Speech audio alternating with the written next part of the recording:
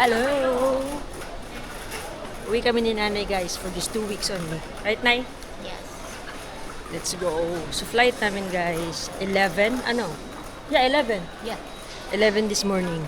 So, time check. Anong oras na? 8:40. It's 8:40. Aga kami. So, maaga kami, no?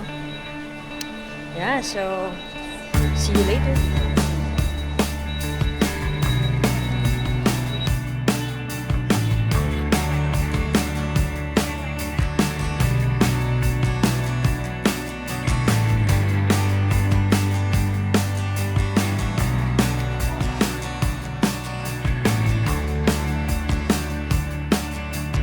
On strong crazy beds on me. Back legs go, I'm getting okay. Walking the wild, walking the wild. Don't know why.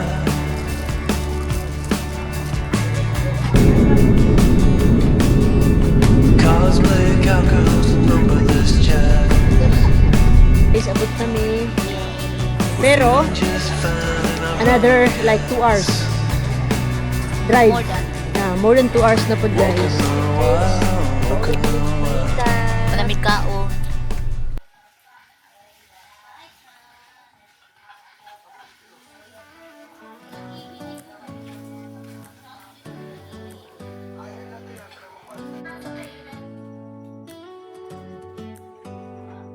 Do you hear that? My sanity about to break. Morning guys. So, naabot na dyan kami sa aming balay. Then, yeah. Super kalat pa. Charge siya na.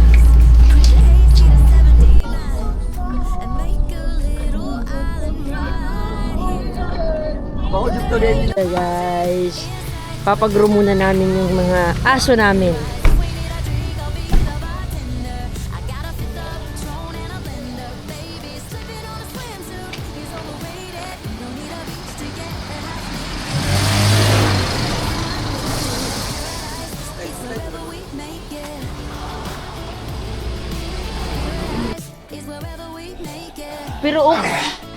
Pero okay lang buntis, no?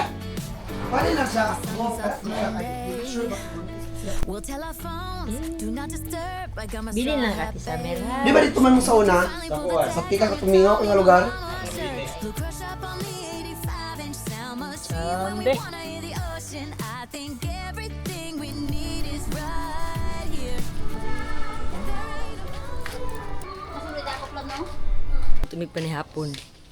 No, so, gamit na uling. Mag-uling mi. Kulat pa mi nga masugnod. Luto mi pa ni hapon, guys.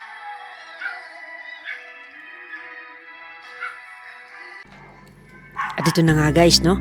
So aalis si nanay at ako naman ay magluluto ng hapunan. Since hindi na kami gumagamit ng gasol kasi nga wala namang tao sa loob ng bahay, nag-uling na muna kami dito sa labas kasi maya-maya, mga around mga 6 ng gabi, darating ang aking mga kapatid, kaibigan at merong konting kain-kain. Simple lang, sabaw-sabaw, ganoon naman talaga dito sa probinsya, di ba? So, yeah, peaceful ang aming 2 weeks na pag-uwi ni nanay sa Mindanao.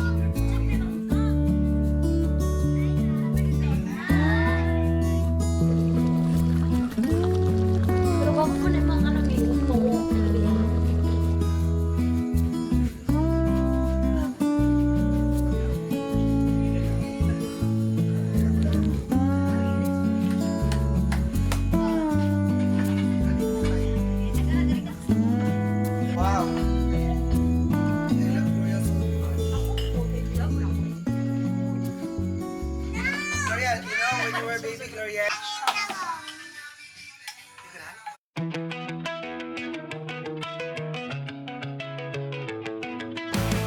I did it all. I played pretend. I moved the mountains to be your friend. At syempre, naglaan din kami ng panahon para makadalaw sa libingan ng aking mga magulang.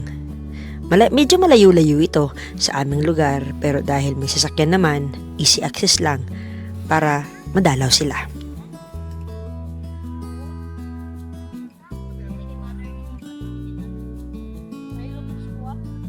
Abat gid ito te, kinabat naman aro.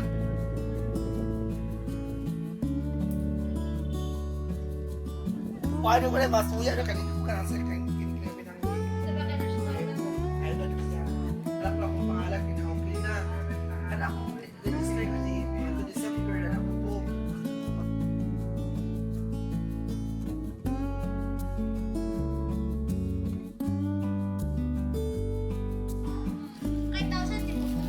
Dali, imigras lang.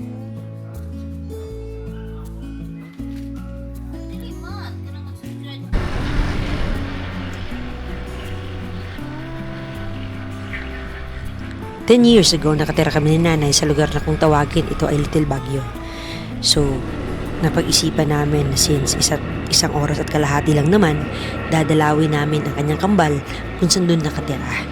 So, kasama ko ang aking mga pamangkin at ito nga, magra-ride kami papunta doon at doon na rin kami magpapalipas ng gabi.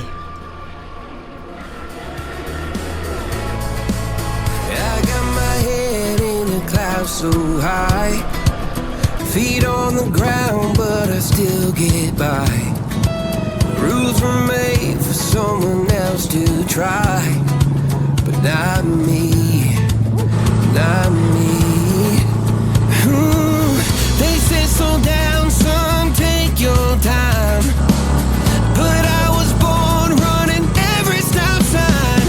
Sky is the limit, no chance to hold. Sky is the limit, I'm breaking the mold. Sky is the limit, I'm out of control tonight.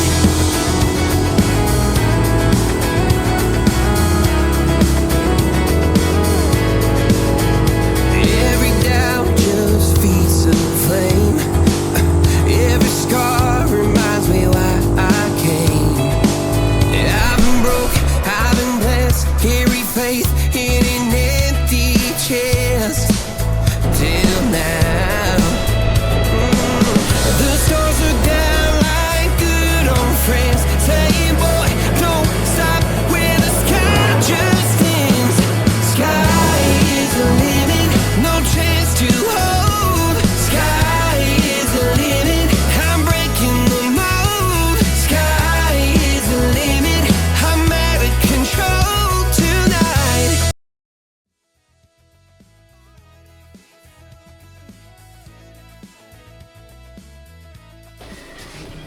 Ito ko lang mustanaw. Kutob na lang mo sa tanaw. Simple lang ang pamumuhay ng mga tao dito sa lugar na to. Itong lugar ay napakatahimik, sagana, at higit sa lahat, malayo ang lugar na to sa gulo. Thank you for the food. Oh. Salamat na. Ito pang kapalit. Ay, salamat. What mo tong siya?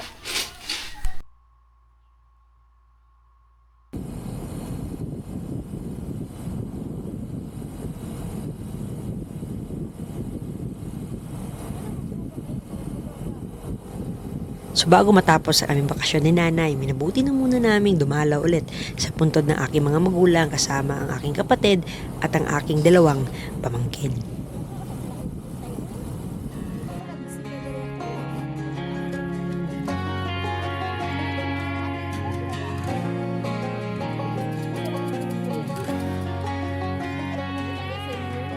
I hear